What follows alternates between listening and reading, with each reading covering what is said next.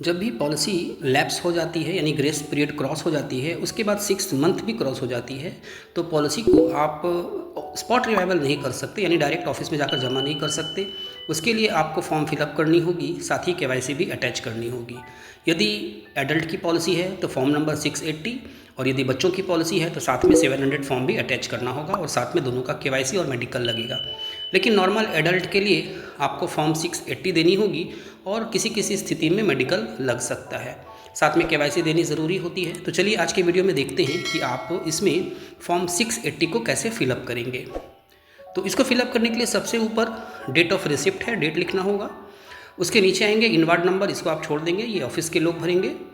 नीचे आइए, देखिए यहाँ पर एजेंट्स नेम लिखा हुआ है, यहाँ पर एजेंट का नाम लिखा जाएगा और बगल में एजेंट का कोड। इसमें एक एजेंट का विटनेस देना ज़रूरी होता है, और उसका नाम और उसका कोड देना होगा जो कि इसमें विटनेस करेंगे। उसके नीचे आएंगे, देखिए यहाँ डिवीज़न ऑफिस लिखने का ऑप्शन है, यहाँ डिवीज़न ऑफिस लिख देंगे। उसके बाद ब्रांच ऑफिस लिखेंगे, उसके बगल में पॉलिसी नंबर लिखेंगे। इसी पॉलिसी नंबर को देखकर फिर वो इसकी रिपोर्ट निकालेंगे कि कितनी आपको रिवाइवल अमाउंट देनी होगी, और वही अमाउंट आपको फिर काउंटर में जमा करना होगा। उसके नीचे आएंगे, full name of the life assured लिखने का ऑप्शन है, यहाँ पर कैपिटल लेटर में पूरा नाम लिखेंगे जिसके नाम पे पॉलिसी है।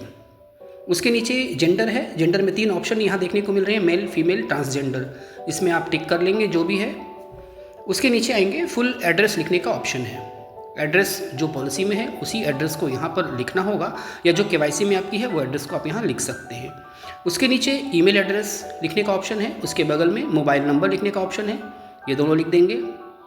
उसके नीचे आएंगे प्रेजेंट ऑक्यूपेशन, जो भी ऑक्यूपेशन अभी वो कर रहा है, बिजनेस हो या ऑफिस जॉब हो या सर्विस हो, जो भी हो यहाँ पर वो उसको लिख देंगे। नेम ऑफ एम्प्लॉयर, कहाँ वो काम कर रहा है, अगर बिजनेस या कुछ और काम कर रहा है तो सेल्फ एम्प्लॉयड लिखेंगे, यदि सर्विस में है तो जिस जगह पे काम कर रहा है उस एम्प्लॉयर का नाम यहाँ पर लिखेंगे। कितने दिनों से वो काम कर रहा है, बगल में उतने साल लिख देंगे। अब उसके नीचे आएंगे, ये पर्सनल हिस्ट्री है, इसको ठीक से यस और नो आपको भरना होगा। यदि आप यस भरेंगे तो आपको उसकी डिटेल्स देनी होगी, यदि आप नो भरेंगे तो डिटेल्स देने की आवश्यकता नहीं पड़ेगी।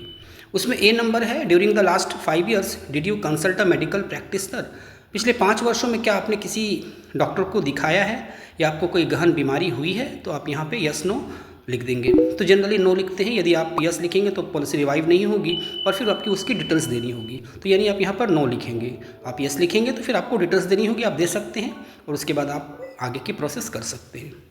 बी नंबर में, have you ever been admitted to any hospital, क्या आप कभी हॉस्पिटल में एडमिट हुए हैं, नहीं हुए हैं, आप नो लिख देंगे। यदि यस लिखेंगे तो उसकी डिटेल्स आपको देनी होगी। Have you remained absent from place of work on ground of health, क्या स्वास्थ्य के कारण आप कहीं जो जहाँ भी आप काम करते हैं वहाँ पर आप एब्सेंट रहे हैं, नो। यदि आप यस रहे हैं तो आपको वो डिटेल्स देनी होगी क्यों एब्सेंट रहे हैं। अब नेक्स्ट है, suffering from any liver, stomach, heart disease, इस तरह की कोई बीमारी आपको है, नो लिखेंगे। यस लिखेंगे तो डिटेल्स देनी होगी। उसी तरह से हाई ब्लड, ई नंबर में high blood pressure, low blood pressure, cancer, epilepsy, इस तरह की कोई बीमारी है, नो लिखेंगे। यदि यस लिखेंगे तो फिर आपको डिटेल्स देनी होगी। फिर एफ नंबर में बॉडीली डिफॉर्मिटीज़ है, आपको नो लिखेंगे। यदि यस लिखेंगे तो उसको डिटेल्स देनी होगी। जी नंबर में did you ever any accident और इंजरी, क्या एक्सीडेंट और इंजरी हुई है, नो लिखेंगे। यदि यस लिखेंगे तो डिटेल्स देनी होगी। इस तरह से आप ये सब नो लिखते जाएंगे। Have you ever required at present ever in undergoing any medical advice, AIDS या हेपेटाइटिस बी के लिए किस तरह का कोई मेडिकल एडवाइस आप ले रहे हैं। उसके बाद आई नंबर पे आएंगे, डू यू यूज़ और have used alcohol, narcotics, tobacco, इस तरह का कोई चीज़ लेते हैं, आपको यहाँ नो लिखनी होगी। यदि लेते हैं तो फिर आप यस लिखेंगे, और फिर उसके लिए आपको एक्स्ट्रा प्रीमियम देनी होगी या फिर उसकी डिटेल्स आपको देनी होगी। उसके बाद जे नंबर पे आते हैं, what has been your usual state of health, आपका हेल्थ कैसा है, तो यहाँ पर आप लिखेंगे गुड। उसके बाद आ जाइए के, is your life now being proposed for any other assurance, क्या कहीं और भी आपकी LIC है। यदि यस लिखेंगे तो उसका पॉलिसी नंबर, ब्रांच और ईयर लिखना होगा। नो लिखेंगे तो फिर आपको डिटेल्स देने की आवश्यकता नहीं है।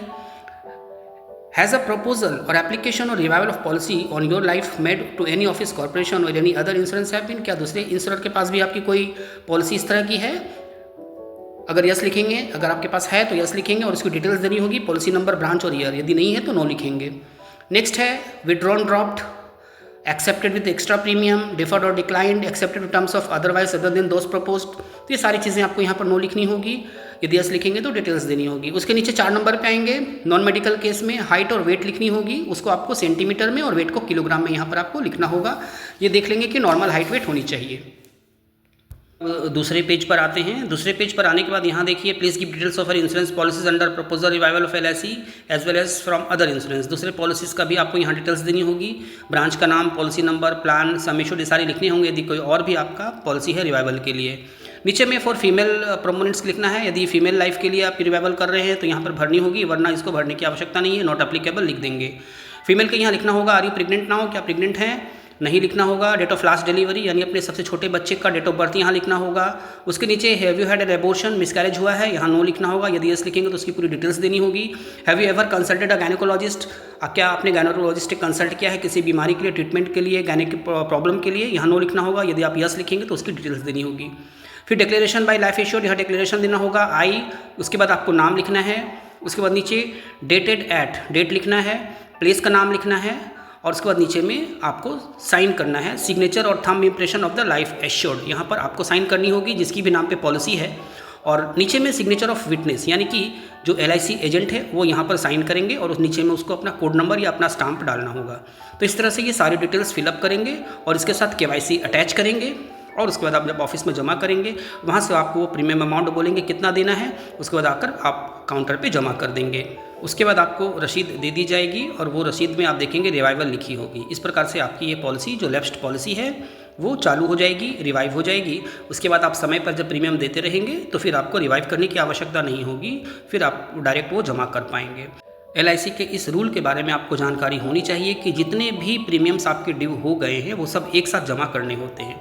यदि 2 इंस्टॉलमेंट, 3 इंस्टॉलमेंट, 4 इंस्टॉलमेंट अगर आपके ड्यू हो गए हैं तो जब तक आप सभी इंस्टॉलमेंट जमा नहीं करेंगे आपकी पॉलिसी चालू नहीं होगी। तो ये ध्यान रखना है कि जितनी भी इंस्टॉलमेंट ड्यू होगी वो सारे आपको जमा करने होंगे। यदि आप कोई प्रश्न पूछना चाहते हो तो कमेंट कर सकते हैं, आपके प्रश्नों का उत्तर अवश्य दिया जाएगा। Thank you.